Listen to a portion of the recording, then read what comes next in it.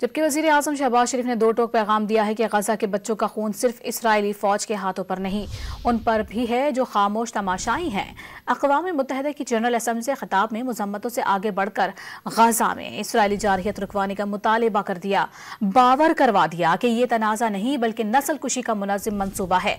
वज़ीर आज़म ने अपने खिताब में मकबूजा जम्मू और कश्मीर का भी खुसूसी जिक्र किया, बावर करवाया कि पाकिस्तान किसी भी भारतीय जारहियत का फैसला कुन जवाब देगा। खित्ते में अमन के लिए भारत को मकबूजा कश्मीर में यकतरफा इकदाम खत्म करना होंगे।